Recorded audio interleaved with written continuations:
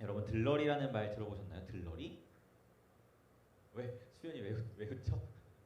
너는 들러리야! 라고 얘기하면 그게 어떤 뜻일까요?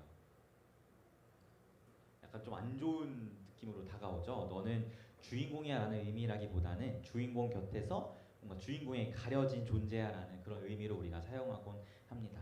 사실 들러리라는 존재는 사실 빛나고 주목받는 존재라기보다는 주인공을 조금 더 빛나게 하는 존재가 들러리라고 이야기할 수 있을 것 같아요. 들러리의 역할이 아무래도 주인공을 빛나게 하고 본인은 가려지기 때문에 좀 안 좋은 느낌으로 사용되는 워딩이긴 하지만 사실은 그 본연의 역할이 안 좋은 역할이라기보다는 주인공을 빛나게 만드는 전 아름다운 역할이라고 이야기하고 싶어요. 특별히 요즘 드라마 표현으로는 최고의 조연이라는 표현으로 대체해서 쓸 수 있는 것이 들러리라는 표현인 것 같습니다. 특별히 들러리라는 표현은 결혼식의 용어이기도 한데요. 신랑과 신부가 돋보이도록 섬기는 역할을 들러리라고 합니다. 특별히 고대 사회, 그러니까 예수님이 이 땅에 계시던 그 시대 사회 속에서 들러리의 역할은 결혼식 전체를 주관하고 모든 세부적인 일들을 계획해서 진행하는 역할이 고대 사회 속에서의 들러리의 역할이었다고 해요.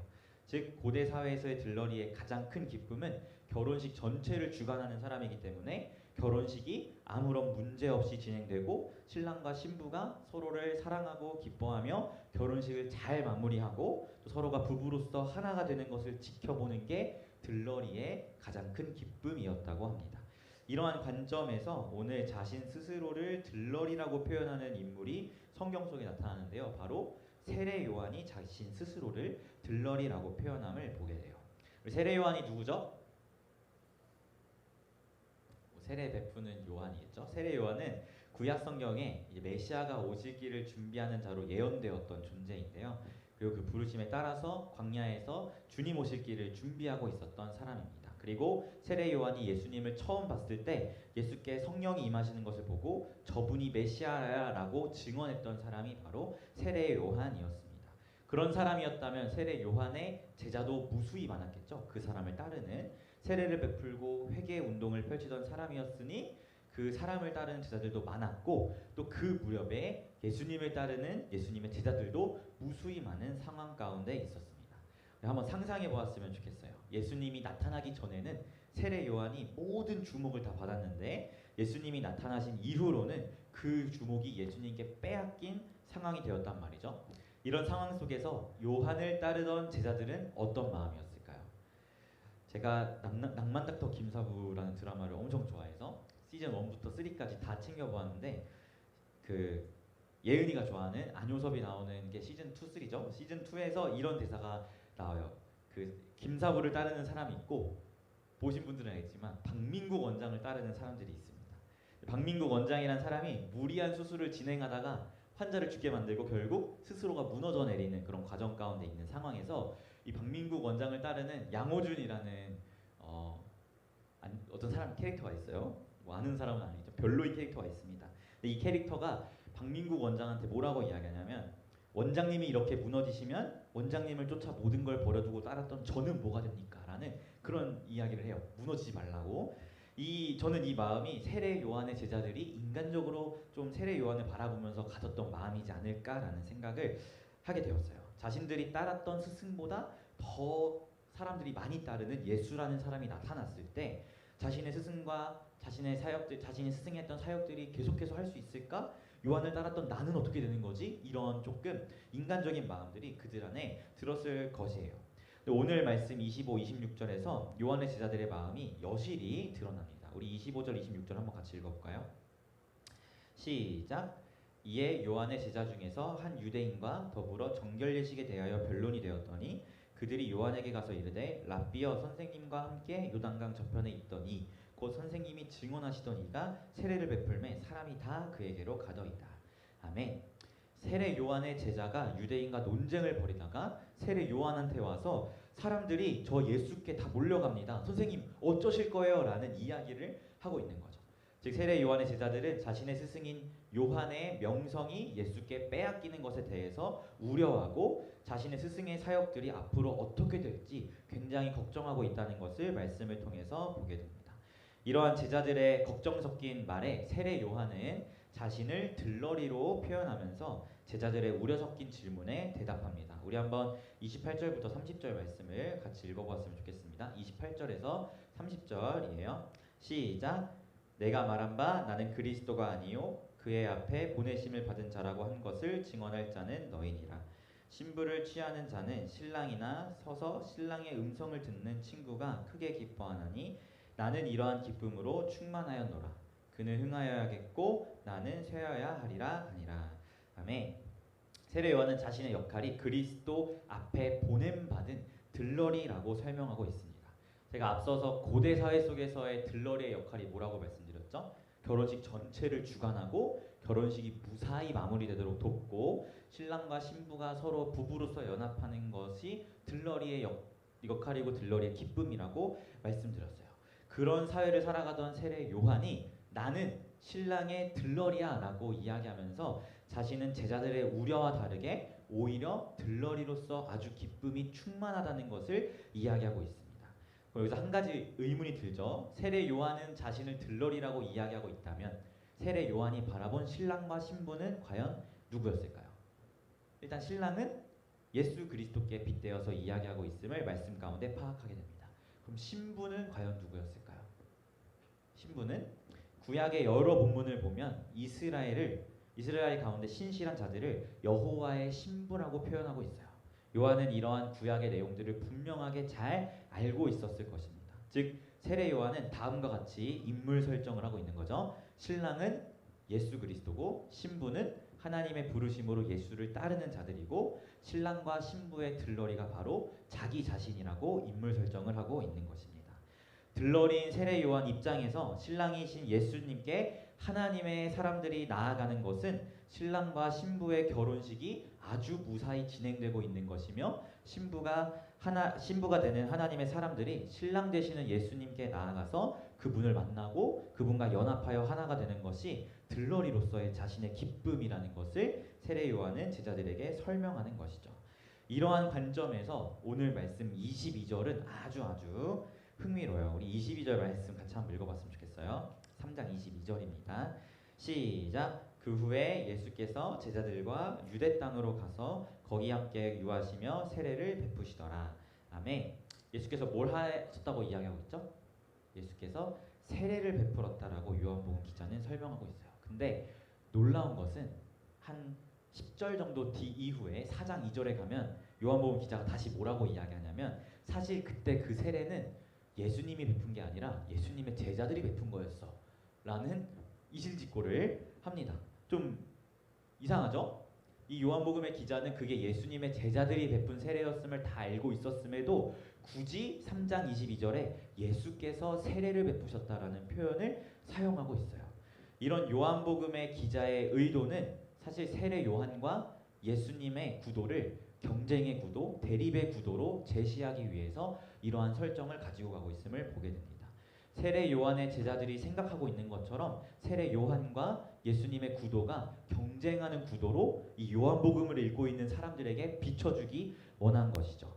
이러한 긴장감 있는 구도 속에서 요한복음을 읽는 사람들은 세례 요한의 제자들과 같은 마음으로 성경을 읽어 내려가게 되었을 거예요.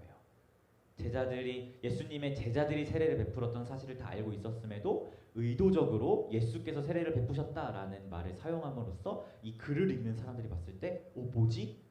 세례 요한도 세례를 베푸는데 예수님도 세례를 베풀다니 이 경쟁의 구도 가운데 있는가? 라는 이런 생각을 하면서 아래의 말씀들을 계속해서 읽어나가게 되겠죠. 그렇게 성경을 썼고 또 그렇게 독자들이 성경을 경쟁 구도 가운데에서 읽어 내려가게 되었을 거예요. 하지만 그 가운데에서 독자들은 자신을 들러리로 소개하는 세례 요한의 이야기를 만나게 되는 것이죠. 세례 요한의 제자들의 마음에 감정이입이 돼서 글을 읽고 있는데 그것에 대한 세례 요한의 고백을 독자들이 만나게 되는 거예요. 나는 신랑이 아니다. 신랑은 오직 예수님이며 하나님의 사람들이 신부이고 그들이 신랑께 나아가 그분과 연합하는 것이 나의 기쁨이다라는 세례 요한의 이야기를 만나게 되는 겁니다. 그러면서 세례 요한의 마지막 말로 모든 긴장의 구도가 해결되고 오직 예수님만이 드러나는 그런 문학적인 기법을 이 요한복음의 저자인 사도 요한이 사용하고 있는 것이죠. 그래서 30절에 그는 흥하여야겠고 나는 쇠하여야 하리라 라는 요한의 고백을 통해서 모든 긴장 구도를 해결하고 예수님만을 밝히 드러내는 요한복음 기자의 의도를 파악하게 됩니다. 사랑하는 피플의 여러분, 오늘 말씀 속에서 결국 우리는 무엇을 발견하게 되나요? 특별히 요한복음 기자가 사용하고 있는 이 의도적인 긴장의 구도 속에서 만나게 되는 세례 요한의 고백은 우리에게 어떠한 말씀을 전해주고 있나요? 의도적으로 긴장의 구도를 우리에게 제시하면서 우리도 모르게 세례 요한의 제자의 입장에 서서 성경을 읽다가 세례 요한의 고백을 통해서 모든 긴장의 구도가 해소되고 오직 예수님만이 흥해야 한다는 그러한 메시지를 우리에게 전하고 있는 것이 오늘의 본문입니다. 사실 우리가 오늘 함께 읽은 30절까지는 세례 요한과 제자들의 대화였다면 31절부터 36절 읽지 않은 그 부분은 이러한 대화에 대한 사도 요한의 해석을 담고 있어요. 우리 니고데모 얘기도 봤을 때 앞에는 예수님과의 대화고 뒤에는 해석이라고 이야기했죠. 똑같은 구조로 앞부분은 세례 요한과 제자들의 대화고 뒷부분은 이 책을 쓰고 있는 요한의 해석입니다. 31, 36절을 보면 결국 사도 요한은 예수님만이 하늘에서 오신 분이고 그분만이 참되고 만물이 그분께 속했고 예수께 영생이 있고 그분을 믿어야 구원을 받는다라는 이야기를 전하고 있어요. 즉 세례 요한의 스스로를 들러리로 칭하며 신랑 되신 예수님만을 드러내는 그런 고백 뒤에 사도 요한은 더 덧붙여서 그 예수님만을 바라봐야 한다는 이런 예수님을 부각시키는 구조로 말씀을 우리에게 전해주고 있다는 것이죠. 사랑하는 피플 여러분, 오늘 말씀을 통해서 우리의 삶을 한번 돌아보았으면 좋겠습니다. 여러분은 어떠신가요? 여러분 스스로가 예수님을 자신의 경쟁 구도에 두고 계시진 않으신지 돌아보았으면 좋겠어요. 여러분의 인생과 삶에 있어서 예수님께 모든 것을 맡기고 주님이 이끌어 가시는 삶과 인생이 아니라 내가 예수님의 경쟁자로 서서 나의 자신의 유익과 만족을 위하여 또는 내 뜻과 내 마음대로 예수님과 상관없이 살아가는 인생을 살고 있지는 않은지 여러분이 이 시간 한번 돌아보았으면 좋겠습니다. 어쩌면 요한복음 기자가 예수께서 세례를 베푸신 게 아님을 다 알면서도 일부러 3장 22절에 예수께서 세례를 베푸셨다라는 말을 의도적으로 쓰면서 경쟁 구도를 만들어가는 이유는 어쩌면 우리 죄인된 우리의 삶의 순간순간이 예수님과의 경쟁 구도로 서서 주님과 싸우며 나아가고 있기 때문이지 않나라는 생각을 해보게 됩니다. 하나님의 자녀가 되었음에도 하나님과 무관하게 살고 싶어하고 하나님의 자녀임에도 예수님을 모른 채 살고 싶어하고 예수님의 뜻보다 나의 마음과 나의 뜻을 우선으로 생각하면서 나아가는 그런 죄인들의 삶을 지적하기 위해서 요한복음의 기자가 의도적으로 경쟁 구도를 그리고 나아가고 있진 않은가 생각해 보게 되는 것 같아요. 하지만 이런 경쟁 구도 속에서 만나게 되는 세례 요한의 고백을 여러분이 기억하였으면 좋겠습니다. 예수님은 우리의 경쟁자가 아닙니다. 예수님은 오히려 우리의 신랑이 되시고 우리는 그분의 신부입니다. 또한 주님 다시 오실 길을 예비하는 주님의 들러리라는 사실도 기억하였으면 좋겠어요. 신랑 되신 예수님께 신부로서 그리고 들러리로서 모든 것을 맡기면서 세례 요한과 같이 예수님은 흥하고 나는 쇠하여야 한다는 믿음의 고백을 드릴 수 있는 우리 피플이 공동체가 되었으면 좋겠습니다. 저는 사실 중학교 2학년 때 이런 고백이 납득이 되지 않았어요. 여러분도 그럴 수도 있을 것 같은데 내 삶은 내 거지 내가 왜 굳이 예수님께 나의 삶을 드려야 하는가, 전 진짜 납득이 되지 않아서 이런 고백을 아예 하지도 않았었거든요.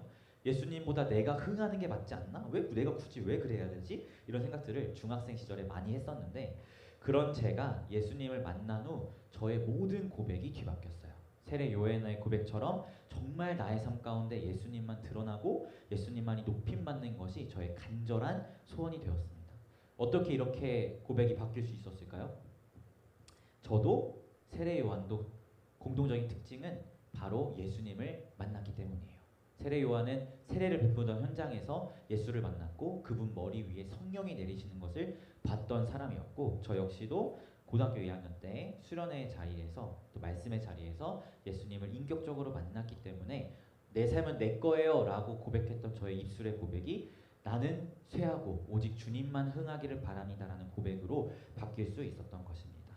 사랑하는 피플 여러분, 여러분의 삶을 돌아보시길 바랍니다. 혹 여러분의 삶이 예수님과 경쟁하는 구도로 서 있다면 그 모든 것을 내려놓고 세례 요한의 고백처럼 주는 흥하여야겠고 나는 쇠하여야겠다는 고백을 드리셨으면 좋겠습니다.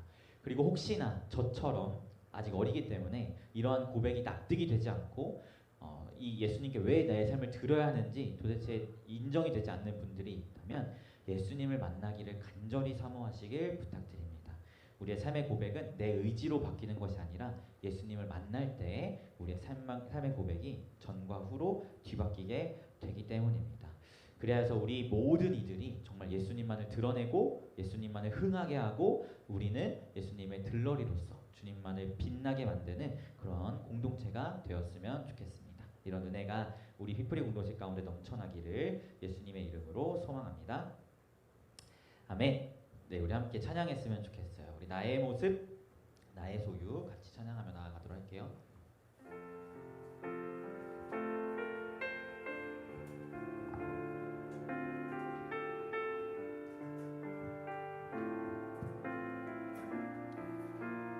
오직 예수님만이 흥하기를 소망하며 우리 함께 가사 한 구절 한 구절을 묵상하며 전심으로 찬양하였으면 좋겠습니다.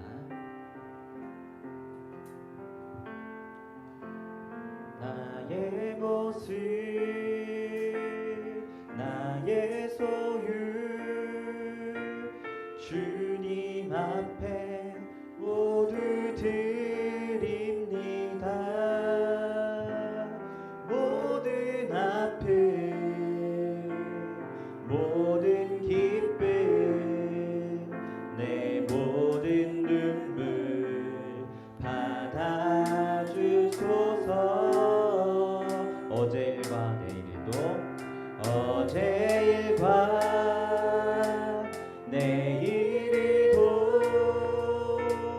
꿈과 희망 모두 드립니다. 모든 소망,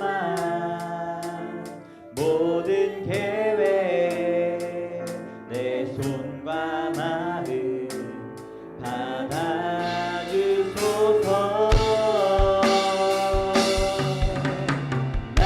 나의 생명을 드리니 주 영광 위하여 사용하옵소서. 내가 사는 날 동안에 주를 찬양하며 기쁨의 재물 되리. 나를 받아주소.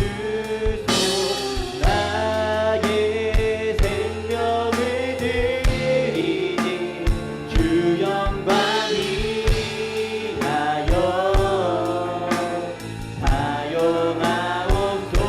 사용하옵소서. 내가 사는 날 동안에 주를 찬양하며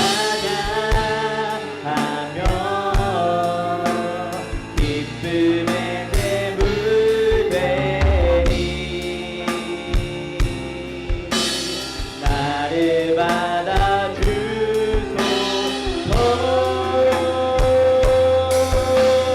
우리가 가진 이 모든 것들을 다 주께서 우리에게 주시었네. 몸밖에 드릴 것이 없으니 내 삶을 받아 다시 한번 전심으로 우리 가진 이 모든 것들을 우리 가진 이 모든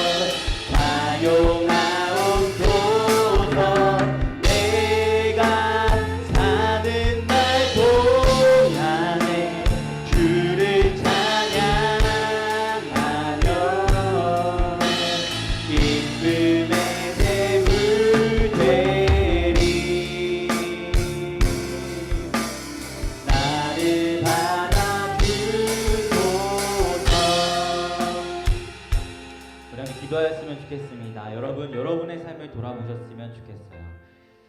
내가 과연 예수님과 경쟁 구도로 서서 예수님의 뜻과 예수님의 마음과 상관없이 내 뜻과 내 마음대로 살아가고 있진 않은지 돌아보면서 다시금 우리가 세례 요한의 고백에 마주하였으면 좋겠습니다.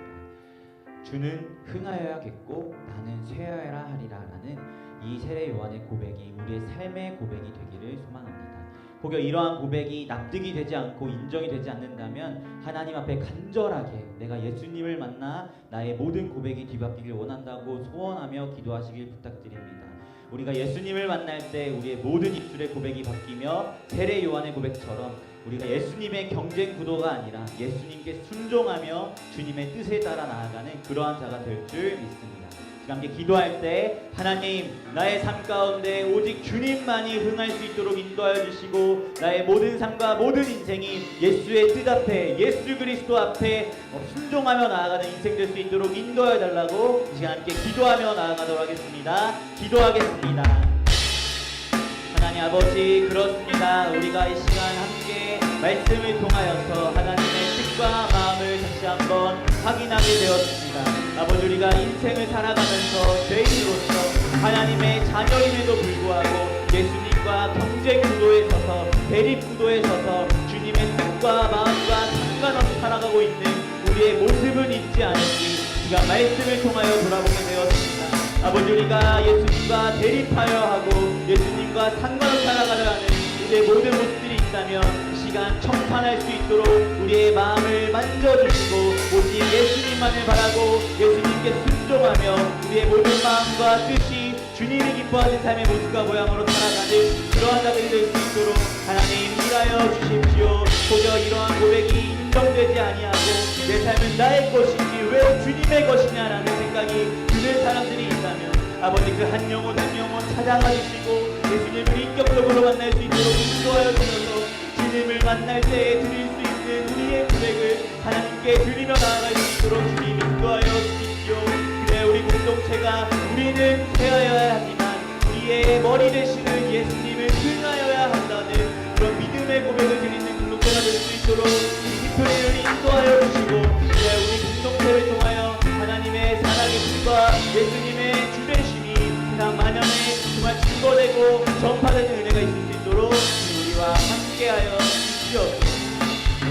우리 같이 한번 기도할 수 있을 텐데 우리 기도할 때 하연이를 위해서 같이 기도했으면 좋겠습니다. 우리 하연이가 완전히 의식을 찾고 일어날 수 있도록 하나님께서 만져주시고 치유해주시고 우리 신경세포와 뇌세포와 모든 것들이 새롭게 살아나서 하나님의 의식을 찾고 일어나 하나님의 나라를 위해 살아가는 우리 하연이가 될 수 있도록 함께 기도하며 나아가도록 하겠습니다. 기도하겠습니다.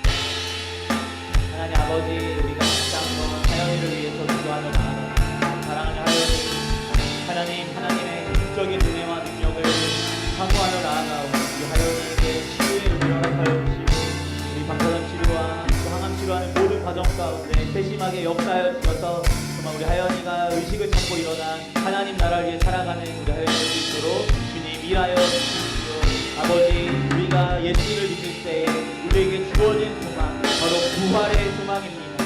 하나님, 이 부활의 소망이 담긴 의미는 우리의 모든 육신이 썩어졌을지라도 그 육신을 일으키실 수 있는 하나님의 전능하심에 대한 우리의 소망이고 우리의 믿음이오니 그 전능하신 하나님께서 우리 하연이의 손상된 모든 신경세포와 뇌세포와 모든 것들을 새롭게 살아나게 하셔서 하나님, 하연이가 의식을 찾고 하나님 나라를 위하여 살아가며 그 모든 발걸음이 하나님께 영광이 되는 인생 살아갈 수 있도록 우리 하연이를 부르시고 인도하시고 회복의 은혜를 허락하여 주시옵소서. 함께 기도하도록 하겠습니다. 하나님 아버지, 감사합니다. 우리가 이 시간 하나님의 말씀 앞에 서서 우리의 삶과 인생이 예수님과 대립하여 서 있진 않은지 돌아보게 되었습니다. 아버지, 예수님은 우리의 경쟁자고 우리의 대립하는 사람이 아니라 예수님은 우리의 구원자이며 우리의 유일한 삶의 소망이심을 우리가 믿음으로 고백하며 나아갑니다.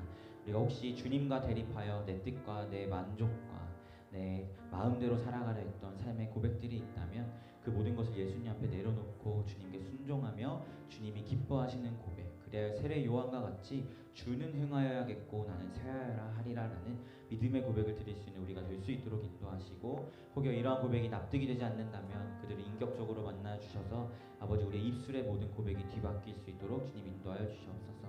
그래 우리 핏불이 공동체를 통해 예수님만이 드러나고 예수님만이 높이 영광 받으시는 은혜가 있을 수 있도록 인도하여 주시옵소서.